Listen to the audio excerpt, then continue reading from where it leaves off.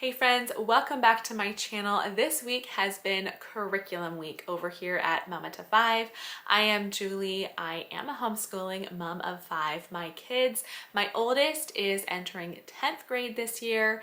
My youngest is entering 2nd grade. So I have been sharing curriculum hauls this week, Monday, Tuesday, and Wednesday for each one of my kids' individual curriculum. They're independent subjects. And in today's video, I am going to share our family subjects. So this is our unit studies that we'll be doing together as a family, as well as what's in our morning basket. So about those two things, I say we're going to do this together as a family. My oldest won't really be involved in our unit studies this year, which is a little bit sad, but he has a full curriculum load. And so if he wants to sit in and listen to some of the unit study as I read, that's fine, but he does have a full curriculum load, so I think he won't be joining us for the most part, but it will be for the 4 younger kids. And then our morning basket. We've always had a morning basket that we do. I am changing up our homeschool schedule, our routine quite a bit this coming school year. So I haven't had a chance to get out a paper and actually write it down in full. But I do know that this morning basket will actually be an afternoon basket. We're going to spend our mornings doing all those independent subjects, take a break, have lunch, and then when we come back together in the afternoon, that's when we're going to do our morning basket, our afternoon basket. I guess I should just go ahead and change the name of it. But I'm going to just show you now everything that we have for these family subjects. I will show you the teacher's guides for the unit studies that we're doing. I still have to print up all the kids' notebooks that go along with the teacher's guide. So I read to the kids these gather round unit studies. I'm just going ahead and telling you everything now without even showing you. But I read the gather round teacher's guide, and then the kids fill out a notebooking page and some other work pages. But I will be printing up those different level books for each of my kids a little bit closer to the school year. I just got the teacher's guides all put together in order to film this video today. So let's go ahead. Here's what we've got for the school year. Okay, we'll start with our gather round unit studies. And the last few years we've done 5 or 6 unit studies, usually 6. This year we're doing 4, and if we don't get to the end, we'll do 3. Like 4 is the most that we're gonna do because it will just give us more time to focus on the kids' independent subjects, which I think we need to focus on a little more this year, and just time to do things like read extra books with the younger ones and not have our day quite so packed with things we have to complete. So I'll just give a quick flip through of each of these unit studies. This one I think is going to be really interesting for the younger ones. I'm not quite sure how we're going to set up our days yet because doing 4 unit studies, we don't need to do gather round every day. It'll be like 3 days a week maybe. So I have to just kind of figure out how our days are going to look still. That will come. So creepy crawlies, entrepreneurship. I know I said my oldest son probably won't be doing a lot of the unit studies with us. I think this would be a really good one for him, and he's one of the ones that thought this unit looked fun. I'm looking at the pages like, wow, some of the units have a lot of pictures. This one looks like it's going to be really wordy. Definitely good for the older kids, so we'll see, but I think it would be good for him to sit and listen to some of that one. This one is forest animals. Very sciencey, I would say, this year with the creepy crawlies and the forest animals. Loving the look of the pictures in this one. And then I just remembered actually, this one is a shorter one. So this one's Alberta, but it's a shorter study. I think it's only, is it 10 lessons? Yeah, 10 lessons. Okay, so I said 4 at the most. I think this will be perfect. 3 full unit studies and then 1 mini unit. We have been to Alberta as a family, and I think it'll be really cool just to learn more about the animals there, the history. I think that will be a really interesting one. I don't know about the kids, but I'm really looking forward to that one. Moving on, We started this book last year. I think we're probably 2/3 of the way through, but we're going to continue on and finish it this year. And let me tell you, this is a good book. It has brought on some great conversations for our family.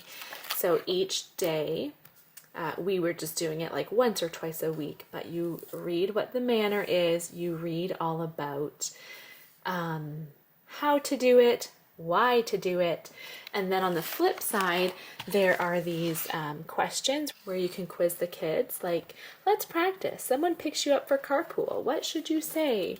I'll just flip through and show you a few more of the manners because they're just really, really well done, and it's been really good for the kids. So we're gonna finish that one. I like that one. Be grateful for treats, but don't expect them. What a good manner to learn. And then some of these other books, it's like, I don't quite know how we're going to implement them. It's not like we're going to do them totally as a family all together, but we're going to include them in our year. So I have this series. It's God's Design. I don't want to say that just because I don't want to, I don't want to be flagged or something for inappropriate content. But these books, we've done them with some of the older kids, but I thought it's time for, I don't even know, I probably don't want to flip through, but I'm going to do this with a couple of the younger kids. Now, I will say their age suggestion, I don't quite agree with. This one says ages 3 to 5. I mean, I guess I probably wouldn't read it to my 3-year-old. I would say this one's like 5 to 7 or something. This one, Before I Was Born, ages 5 to 8. I probably wouldn't read this one until my child was 8. And then I don't even think my older kids have read this one yet, but my older kids could read this one now. It's just, we have other resources too, like maturation type resources. But this is one of the ones we have. And so I thought, sometimes, you have these resources and then you just don't use them. And that's kind of the case with these books. I'm like, I need to just put it in with our school stuff so that we actually get it done. And then this book, I thought it's time for my younger ones, specifically my boys. That might sound silly, but I just think this is a topic that you often teach your girls, and then boys will read like something like this without going into too much detail on like feminine health. But I think it's really important for boys to know, not just like, oh, that happens to girls, but actually know what's going on too. And so even if it is written to a girl, I think I'm going to have my boys kind of learn more about that this year. So that'll be interesting. And then this one, Character Building for Families. Oh, I didn't even show. Okay, I'm going way out of order here. Okay, we're going to do this again. I don't do the whole Morning Manna curriculum. It's a great resource. I don't use all of the pages though. I print up some of them. And so at the beginning, I'm just skipping past, let me try to find down here, skipping past where we have already written all of our personal prayer requests. Okay, here we go, a couple empty pages. We're going to continue on with this. It's been good just starting our day with prayer and writing down some prayer requests we have and when they're answered. We're going to continue with writing out some scripture and memorizing scripture. And then the only other thing I think we're going to do in this book is our catechism. Sorry, I have lost where it is. Here it is. We're going to continue working each day on memorizing the catechism. We have gone a good ways through it now. It's been a couple years that we've done it. Let me just see, we're right about here. So we're about at 120. So we'll continue on with this book. And then I saw this one, Character Building for Families, and I thought we would try that this year.